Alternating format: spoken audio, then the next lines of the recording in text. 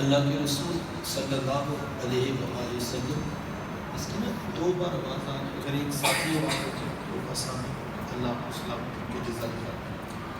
آپ جانتے ہیں کہ اللہ کے رسول صلی اللہ علیہ وآلہ وسلم جب ان کی ولادت ہوئی تو 7 دن تک اپنی والدہ حضرت آمینہ سلام اللہ علیہ کا دودھ پیا۔ 8ویں دن یہ اعزاز دشمن اسلام ابو لہب کی کنیز سویبہ کو حاصل ہوا۔ اس نے حضور علیہ السلام کو دودھ بھی پلایا اور دیکھ بھال بھی کی۔ یہ چند دن کا دودھ تھا، یہ چند دن کی ہی دیکھ بھال تھی، لیکن میرے آقا نے سویبہ کے اس احسان کو بھی پوری زندگی یاد رکھا۔ مکے میں تھے تو میری ماں کہہ کے پکارا کرتے، مدنی دور آیا تو یہاں مدینے سے ان کے لیے کپڑے بھی بھجوایا کرتے اور رقم کا بھی بندوبست کیا کرتے۔ یہ ہے شریعت، یہ ہے سیرت جو میرے حضور لے کر آئے۔ میرے محبوب تشریف فرما تھے، صحابہ بیٹھے تھے، دور سے ایک بوڑھی خاتون کو اپنی طرف آتے دیکھا۔ آقا کریم علیہ السلام کی نظر پڑی، میرے حضور اٹھ کھڑے ہوئے، میری ماں پکارتے ہوئے اور دوڑ لگاتے ہوئے ان کے قریب پہنچے، پھر کندھوں سے وہ چادر اتار کر نیچے زمین پر بچھا دی جسے میں اور آپ کائنات کا قیمتی اثاثہ سمجھتے ہیں۔ اپنی والدہ کو اس چادر کے اوپر بٹھایا، کان لگا کر گھنٹوں ان کی باتیں سنی، اور جب وہ بوڑھی خاتون خود اٹھ کر واپس جانے لگی تو کسی نے راوی سے پوچھ لیا، یہ آنے والی خوش قسمت خاتون کون تھی کہ محبوب علیہ السلام نے کندھوں کی چادر ان کے قدموں کے نیچے بچھا دی؟ تو بتانے والے نے بتایا کہ تمہیں نہیں پتا، یہی تو حضور علیہ السلام کی رضائی والدہ حضرت حلیمہ سگی ماں تو سگی ماں ہے۔ میرے محبوب علیہ السلام نے تو دودھ پلانے والی ماں کو بھی اتنی عزت عطا کی۔ ماں باپ کیا ہوتے ہیں یہ زمانے کو میرے محبوب علیہ السلام نے آ کر بتایا۔ آقا کریم علیہ السلام ایک دن صحابہ کو نماز پڑھانے آئے، تاحد نگاہ صحابہ نے اٹھ کر حضور کا استقبال کیا، محبتوں بھرا یہ ہجوم دیکھا تو چھم چھم آنکھوں سے آنسو برسنے لگے۔ ایک ٹھنڈی آنکھ بری پر کیا فرمایا، لو ادرکت والدیہ او احدہما، کاش آج میرے ماں باپ بھی زندہ ہوتے یا ان میں سے کوئی ایک ہی زندہ ہوتا، پھر میں لوگوں کو نماز عشاء پڑھا رہا ہوتا، اس میں سورہ فاتحہ کی تلاوت کر رہا ہوتا، پھر میری ماں کو میرے ساتھ کوئی کام یاد آ جاتا، وہ دروازے پہ آتی، چلمن سرکاتی، اپنے میٹھے اور پیار بھرے لہجے میں فرماتی، ابنی محمد، میرے بیٹے محمد میری بات تو سنو۔ کہا لوگوں میں نماز کا مصلی چھوڑ کر پہلے ماں کی بات تو سنتے تھے۔ زمانے کو عملاً بتایا کہ ماں کا وجود کتنا معتبر ہوتا ہے۔ میرے محبوب علیہ السلام تشریف فرما تھے، ایک نوجوان حاضر خدمت ہوا، آ کر عرض کرتا ہے کہ حضور میں جہاد پہ جانا چاہتا ہوں۔ میرے آقا پوچھتے ہیں، احی الوالدہ، کیا آپ کے ماں باپ زندہ ہیں؟ قال نعم، جی حضور زندہ ہیں۔ قال ففیہما فجاہد، فرمایا جاؤ ان کی خدمت کرو، یہی تمہارا جہاد ہے۔ تڑپ رہی ہو بیٹا جہاد کرے یا تبلیغ، اللہ کا قرب نہیں ملے گا جب تک ساتھ میں ماں باپ راضی نہیں۔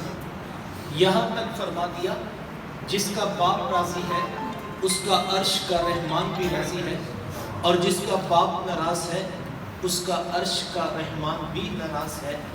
کائنات کی قیمتی متاع جنت تھی، کھینچ کر کے ماں کے قدموں کے نیچے بچھا دی۔ ماں باپ کو یہ رتبہ، ماں باپ کو یہ مقام، ماں باپ کو یہ عزت، یہ شرف کہاں سے ملا؟ جواب ایک ہی ملے گا، یہ فیض ہے آمینہ کے لال کا، یہ فیض ہے میلاد والے آقا کا، جنہوں نے ماں باپ کی رضا میں رب کی رضا کے ہونے کا مجدہ رحمت بھی سناتے ہیں۔ بیٹیاں کیا ہوتی ہیں؟ یہ زمانے کو میرے محبوب علیہ السلام نے آ کر بتایا۔ آقا کریم علیہ السلام کی آمد سے قبل آپ تاریخ عرب اٹھائیں، جب کسی کے ہاں بیٹی پیدا ہوتی تو شرم سے اس کا منہ کالا ہو جاتا۔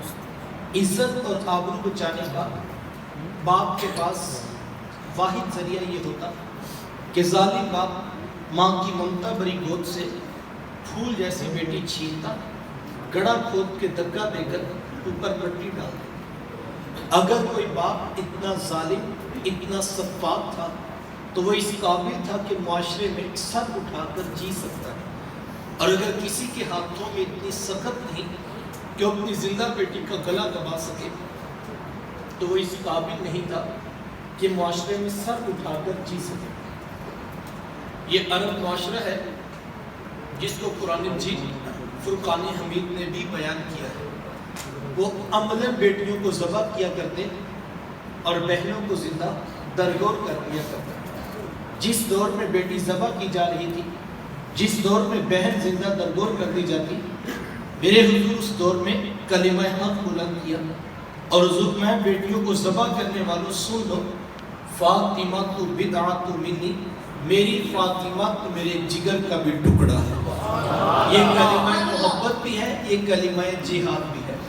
دیکھیں آج میں یا آپ اپنی بیٹی یا بہن کے لیے کوئی پیار بھری بات کہیں تو یہ بہت بڑی بات نہیں ہے۔ آج اس معاشرے میں بیٹی کی عزت ہے، آج اس معاشرے میں بہن کا وقار ہے۔ یوں ہی سنی بوڑھا باپ اپنی جھکی ہوئی کمر پہ بوریاں لاکھ لاکھ کے مزدوری کر رہا ہے کہ میں نے اپنی بیٹی کو عزت کے ساتھ رخصت کرنا۔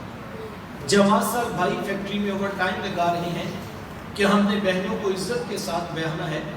یار یہ باپ تو ذبح کرتا تھا، یہ بھائی تو زندہ درگور کر دیتا تھا، ان کے سینے میں اتنا پھوٹ پھوٹ کر پیار کس نے بھر دیا؟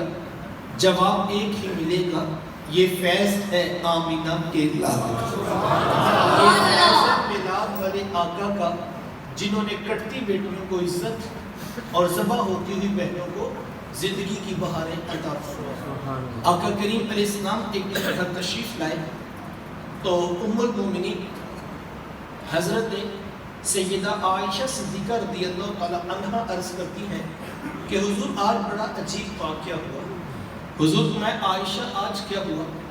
عرض کی حضور ایک حبشیہ نیام عورت آئی اور اس نے دروازے پر آ کر صدا لگائی۔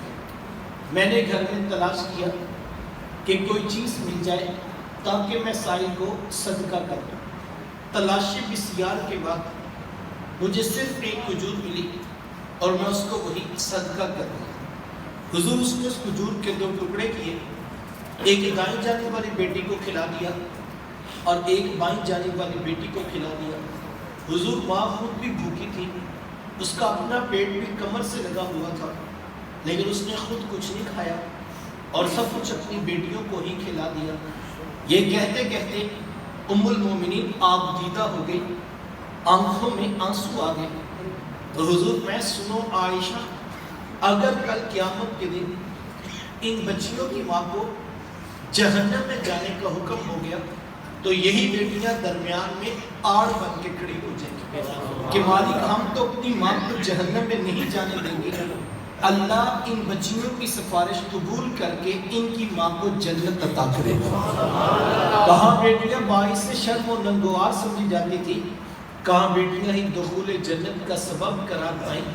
خود فرمایا جس کو اللہ نے 2 بیٹیاں یا 2 بہنیں عطا کی، پھر اس نے ان کی پرورش کی، ان کی تربیت کی، یہاں تک کہ ان کا نکاح کر دیا اور پھر پیچھے سے بھی اس نے خیر خبر رکھی، تو میرے حضور فرماتے ہیں اتنا خوش قسمت شخص ہے، کل قیامت کے دن میں اتنے قریب ہوگا جتنی یہ 2 انگلیاں آپس میں قریب۔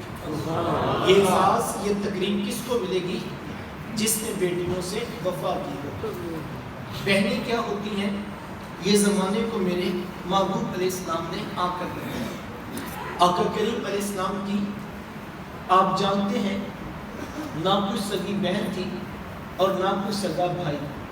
میرے حضور در یتیم ہیں، لیکن جب رضاعت کا شرف عطا کرتے ہوئے میرے حضور حضرت حلیمہ سعدیہ سلام اللہ علیہا کے ہم تشریف لے گئے